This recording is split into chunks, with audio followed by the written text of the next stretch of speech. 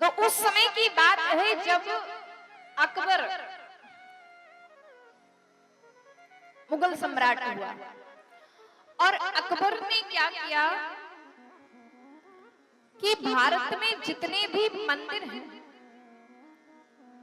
हम सनातनियों, हम हिंदुओं के जितने भी मंदिर हैं, उन मंदिर के साथ में मस्जिदों को बनवाना शुरू कर दिया। और डंका किस बात का पीटा? डंका इस बात का पीटा कि हिंदू मुस्लिम एक है, सब में भाईचारा है, सब भाई भाई है, कोई अंतर नहीं है। इसने अपना साम्राज्य संपूर्ण भारत में फैलाने के लिए, विस्तृत करने के लिए अकबर ने क्या किया कि हिंदू और मुस्लिम में बैर ना करके हिंदुओं को भी पूजा करने दो और वहीं मुस्लिमों को भी पूजा करने दो, धर्म का बैर समाप्त कर दो, धर्म एक कर दो, सारे धर्म एक हो जाएं। इस बात का डंका पीटते हुए अकबर ने यह कार्य करना प्रारंभ कर दिया, वह शहंशाह ने यह कार्य करना प्रारंभ कर दिया कि जितने भी मंदिर थे, मंदिरों के साथ में मस्जिद बनाना प्रारंभ कर दिया। तब ये लेख कवि गंग ने उस समय लिखा कि यह बात शास्त्रों से ली गई है कि तारे मिलकर चाहे कि चंद्रमा को छुपा दे तो नहीं, बादल मिलकर चाहे कि सूर्य को छुपा दे तो नहीं होगा। ऐसे ही हे मुगल सम्राट शहंशाह अकबर, तुम चाहे जितनी भी मस्जिद बनवा लो, चाहे जितना भी धर्म का डंका पीट लो, सनातनियों को कोई भी ना छुपा सकता है, ना मिटा सकता है, ना ये कभी मिटे हैं, ना मिटेंगे, क्योंकि सनातनियों से ही यह संसार है। सनातन धर्म सबसे पहला, संसार का सबसे पहला और सबसे आखिरी धर्म है सनातन धर्म।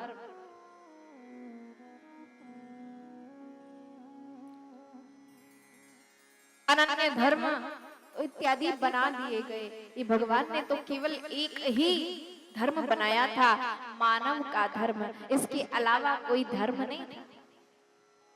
सनातन धर्म क्यों कहा गया? क्योंकि सनातन प्रभु का नाम है, हमारे भगवान का नाम है सत्य सनातन सच्चिदानंद परब्रह्म परमात्मा। वह सनातन स्वरूप है और उन्हीं का स्वरूप, उन्हीं के स्वरूप का अनुसरण करना, उन्हीं के स्वरूप का आचरण करना ही हम सबका धर्म है।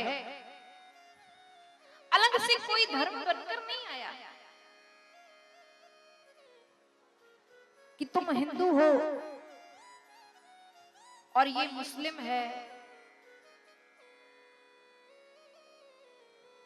ये जीवों की हत्या करेंगे, ये बलि देंगे तो ही इनकी पूजा स्वीकार होगी। ऐसा है। ये सब मानवों के द्वारा बनाए हुए मनवांछित इच्छाओं को पूरी करने के लिए, अपने स्वार्थों को सिद्ध करने के लिए ये सब नियम बनाए गए हैं। ऐसा नियम भगवान ने कोई भी नहीं बनाया कि निर्दोष जीव की हत्या करके, निर्दोष जीव की बलि देकर भगवान को प्रसन्न करो। ऐसा संसार में कोई भगवान नहीं बना, कोई ऐसी माँ जगदम्बा, कोई ऐसी शक्ति नहीं बनी जो निर्दोष जीव की हत्या से प्रसन्न हो जाए। ऐसी कोई भी शक्ति संसार में नहीं।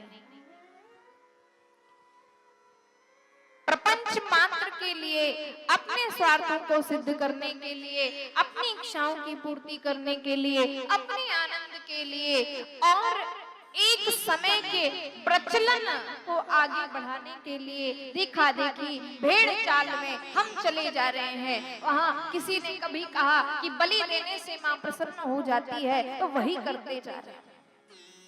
9 दिन उपासना करते हैं, अभक्ष्य पदार्थों का त्याग करते हैं। करते हैं आप लोग? नवरात्र में मांस भक्षण करते हैं? नहीं करते, त्याग देते हैं। और जहां तक हमें जानकारी है कि इस क्षेत्र में यदि कोई यज्ञ हो, अनुष्ठान हो, नवरात्र का समय हो, तो पूरे गांव में कोई भी लहसुन प्याज भी नहीं खाता, लहसुन प्याज का भी त्याग हो जाता है। तो 9 दिन हम सब कुछ त्याग देते हैं। तो ये कौन सी भक्ति है, ये कौन सा धर्म है कि 9 दिन सब कुछ त्याग कर और 10वें दिन उसका भक्षण कर लिया जाए। त्याग का अर्थ है त्याग देना। जो वस्तु आपने त्याग दी है उसको कभी भी स्वीकार, त्यागने का अर्थ है कि जिसको त्याग दिया, जो त्याज्य योग्य था, उसको दोबारा कभी भी स्वीकार नहीं किया जाएगा, इसीलिए हमने उसको त्याग दिया। लेकिन 9 दिन उसका सेवन नहीं करेंगे और 10वें दिन इतना करेंगे कि साल भर की पूरी कसर एक दिन में निकाल लेंगे। जीव को मारकर और भगवती के सामने समर्पित कर। अरे ऐसी कौन सी माँ है जो अपने बच्चों के मरने पर प्रसन्न हो जाएगी? जिस जीव की हत्या की, जिस जीव की बलि दी, वो तो बोल भी नहीं सकता था, वो तो मूक था। उसकी क्या गलती थी, उसका क्या दोष था? उस निर्दोष जीव की हत्या करके आपको पुण्य मिल जाएगा। अगर बलि देनी है ना, माँ का एक भक्त था, आल्हा, आल्हा का नाम सुना हो। यदि भक्ति करनी है तो आल्हा जैसी करो।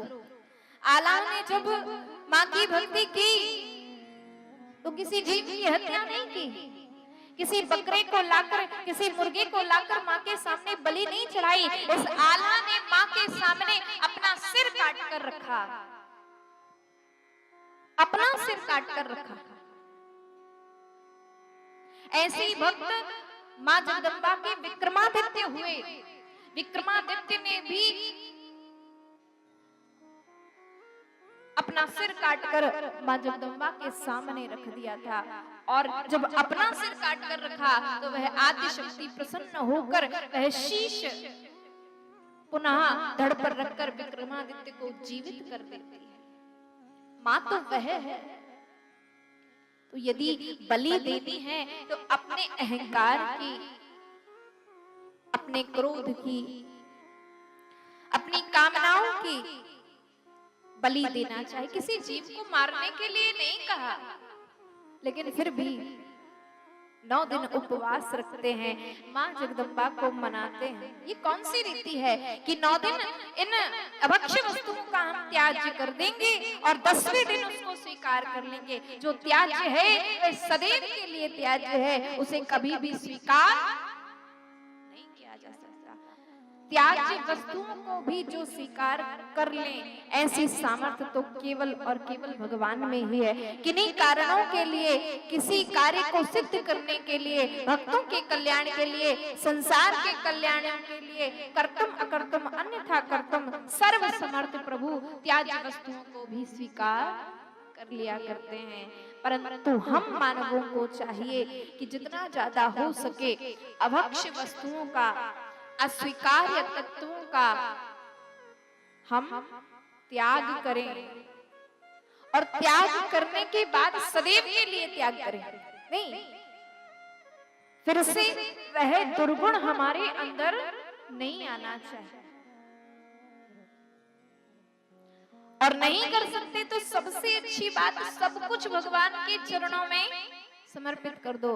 प्रभु कि मेरे पाप, यदि मुझसे पाप हो जाए तो वह पाप भी आप ग्रहण करो, इन पापों को जलाने का कार्य भी आप करो।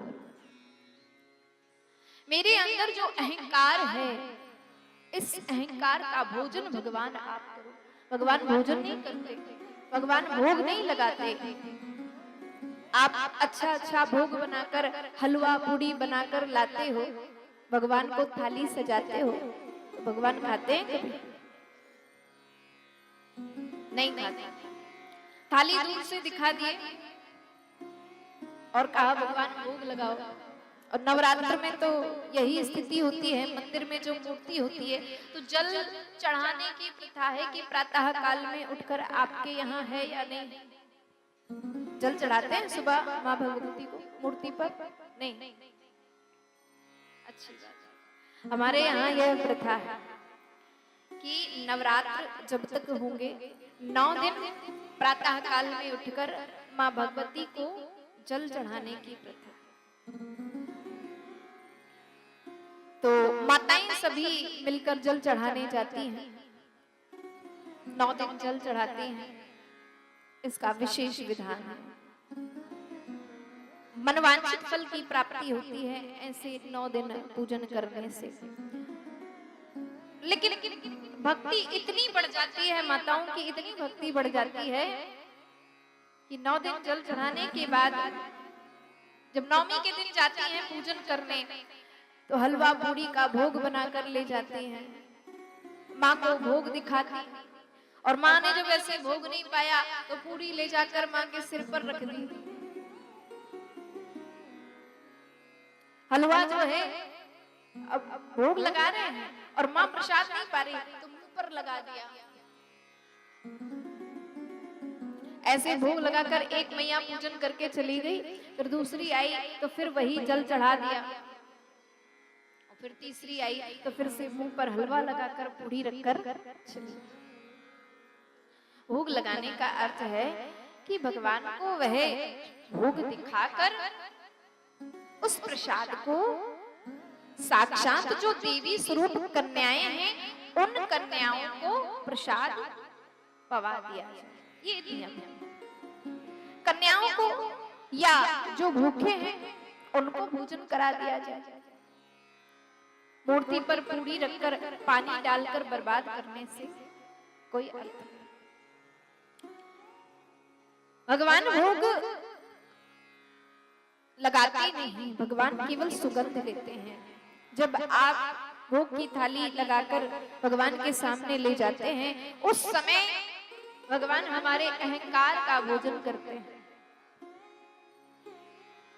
भगवान हमारे अंदर की ईर्ष्या का भोजन करते हैं,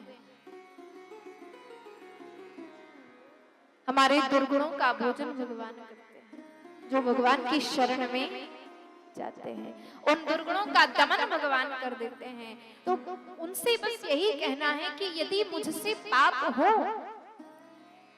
तो वो पाप भी तुम्हारे हैं, और यदि मैं कोई पुण्य करूं तो वो पुण्य भी तुम्हारे हैं। लेकिन हम करते क्या हैं कि जब पाप करते हैं या हमसे कोई पाप हो जाता है तो कहते हैं भगवान की मर्जी थी, भगवान की इच्छा थी, मैं क्या करूं, भगवान ने करा दिया। और जो पुण्य करते हैं ना तो कहते हैं कि मैंने किया, ये पुण्य का कार्य मैंने किया, ये यज्ञ मैंने किया, ये अनुष्ठान मैंने किया, ये भजन मैंने किया।